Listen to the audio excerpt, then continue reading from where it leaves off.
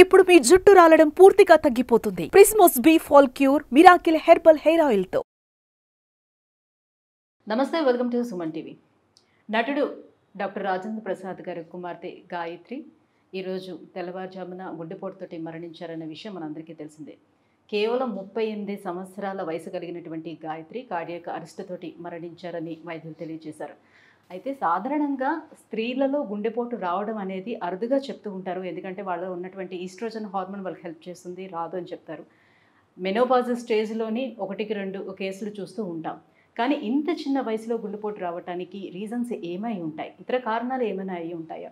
So ఈ అంశాలపై discuss చేసేందుకు మనతో పాటు ఉన్నారు సీనియర్ కార్డియాలజిస్ట్ డాక్టర్ ముఖర్జీ గారు from pulse heart hospital, Miyapur. నమస్తే సార్. నమస్తే అండి. సార్, ఈరోజు మీకు తెలిసే ఉంటుంది ఈ వార్త కూడా. సో అయితే ఇక్కడ మెయిన్ అంశం ఏంటంటే, ఇంత చిన్న ఏజ్లో, అది కూడా ఆడవాళ్ళలో గుండెపోటు అరుదుగా ఉంటుంది కదా, ఇంత చిన్న ఏజ్లో ఆవిడకి గుండెపోటు వచ్చే అవకాశం ఎంతవరకు ఉంటుంది? కార్డియాక్ అరెస్ట్ అనేది వచ్చే ఛాన్స్ అసలు ఉంటుందా? ఎట్లా సిమ్టమ్స్ అనేది అసలు మేజర్గా తెలియకుండా ఉంటాయా?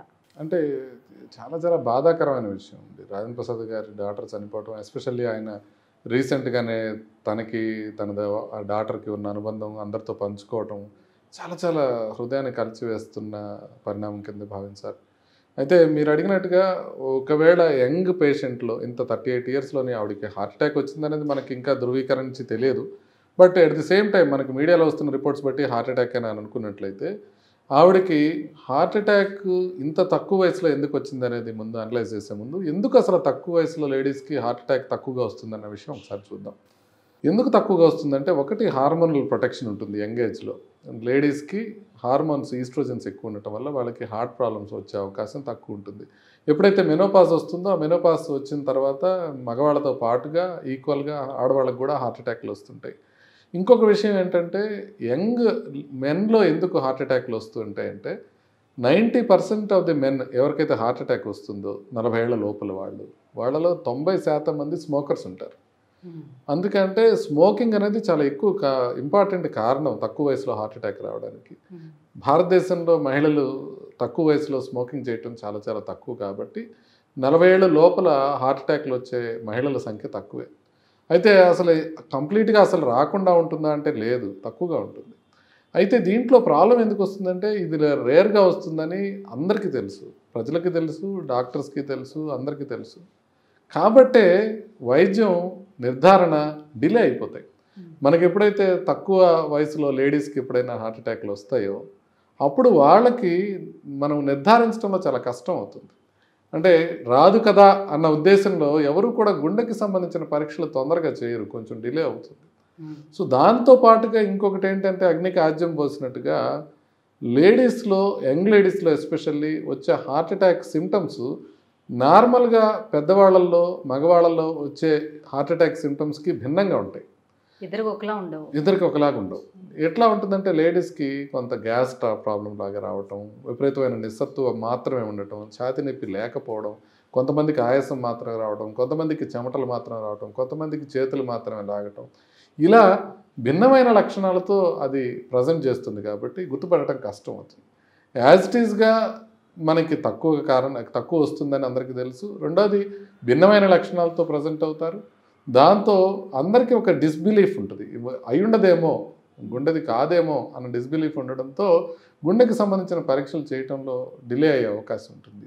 అందువలన కార్డియాక్ అరెస్ట్ రావడానికి ఎక్కువ కారణాలు ఉంటాయి.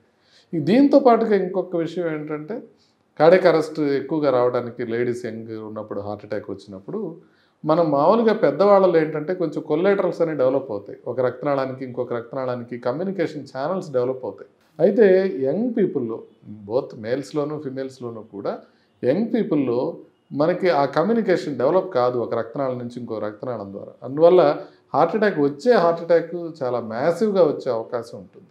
అది చాలా ఇంపార్టెంట్ విషయం. అందుకనే కార్డియాక్ అరెస్టులు కూడా యంగ్ పీపుల్లో కొంచెం ఎక్కువ వస్తుంది.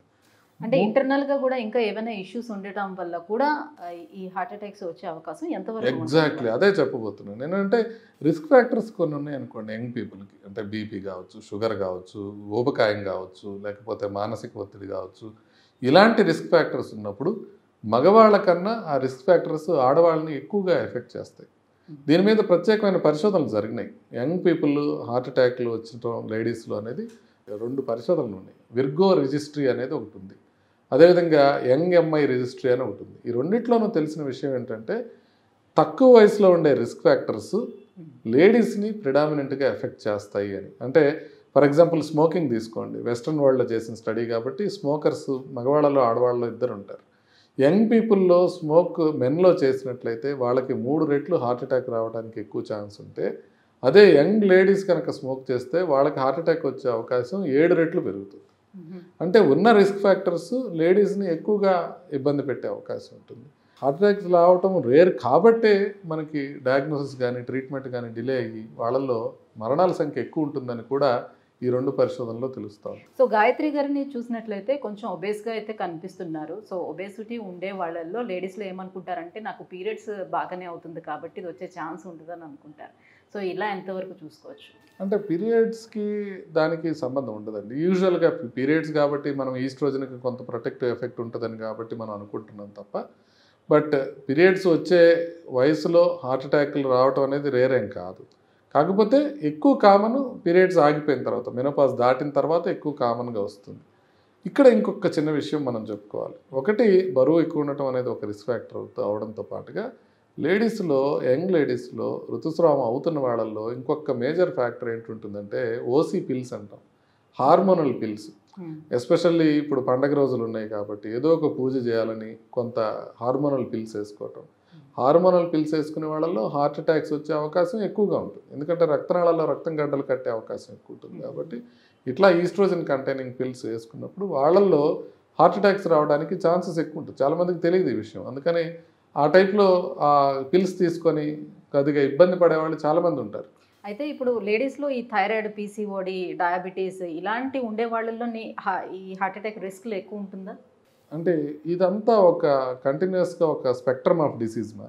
ఇప్పుడు మెటబాలిక్ సిండ్రోమ్ అని అంటారు, అంటే బరువు ఎక్కువగా ఉండటం, కొంచెం బీపీ ఎక్కువగా ఉండటం, షుగర్ లేకపోయినా ప్రీ డయాబెటీస్ ఉండటం, వేస్ట్ హిప్ రేషియోలు చూసుకుంటే అబ్నార్మల్గా ఉండటం, ట్రైగ్లిజరైడ్స్ ఎక్కువగా ఉండటం, మానసిక ఒత్తిడి, ఇవన్నీ కలిపి మనకి మెటబాలిక్ సిండ్రోమ్ అంటారు అనమాట.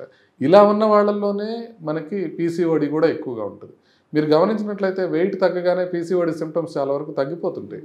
అంతకుముందు మెన్సెస్ ఇర్రెగ్యులర్గా ఉండేవి రెగ్యులర్ అయిపోతుంటాయి. కాబట్టి ఇవన్నీ ఒక కంటిన్యూస్గా ఒక మెటబాలిక్ సిండ్రోమ్ ఏదైతే ఉందో దీంట్లో మనకి హార్ట్ ప్రాబ్లం రావడానికి ఛాన్స్ ఎక్కువగా ఉంటుంది. కాబట్టి ఇది ఈ రకమైన అసోసియేషన్ ఉంటుందన్నమాట. సో ఈ మధ్యకాలంలోనే ఫైబ్రాయిడ్స్ సమస్యతోటి యుట్రస్ తీయించుకునే లేడీస్ కూడా పెరుగుతున్నారు. మన దగ్గర అది ఎక్కువగా అవుతున్నాయి ఆ కేసులు. సో ఇట్లా యుట్రస్ తీయించేసుకున్న తర్వాత కూడా ఇలా హార్ట్ అటాక్ వచ్చే రిస్క్లు ఎంతవరకు పెరుగుతుంది? రిస్క్ ఫ్యాక్టర్స్ ఎంతవరకు ఉంటుంది? అంటే ఇది చాలా మీరు వ్యాలిడ్ ప్రశ్న అడిగారు. కాకపోతే మనం ఇక్కడ అర్థం చేసుకోవాల్సింది ఏంటంటే యుటరస్లోంచి ఏమీ హార్మోన్స్ రావు, ఓవరీస్ నుంచి హార్మోన్స్ వస్తాయి. కాకపోతే ఇంతకుముందు ఏం చేసేవాళ్ళు అంటే యుటరస్తో పాటుగా ఓవరీస్ కూడా తీసేసేవాళ్ళు. అప్పుడు హార్మోనల్ చేంజెస్ ఎక్కువ వచ్చి హార్ట్ అటాక్స్ రావడానికి ఛాన్సెస్ పెరిగాయి. ఓన్లీ యుటరస్ తీసేసి ఓవరీస్ని ఉంచినట్లయితే వాళ్ళ హార్మోనల్ సిస్టంలో ఏం పెద్ద మార్పు రాదు కాబట్టి గుండె ప్రాబ్లం పెరిగే అవకాశం ఏమి ఉండదు. కాకపోతే ఓవరీస్ని కూడా తీసేసిన వాళ్ళకి మాత్రం ఖచ్చితంగా హార్ట్ ప్రాబ్లమ్స్ వచ్చే అవకాశం పెరుగుతుంటుంది. కాబట్టి అది మనం గమనించాల్సిన అవసరం ఉంటుంది. సో ఇలాంటి ఇష్యూస్ అన్నీ రాకుండా ఉండేందుకు సో లైఫ్ స్టైల్ చేంజెస్ ఎలా ఉండాలి? అంటే ఈ ప్రశ్నకి సమాధానం సుమన్ టీవీ ప్రేక్షకులందరికీ తెలుసు అని నా ఉద్దేశం. అంటే ప్రజలందరికీ తెలుసు మనం ఏం చేయాలని.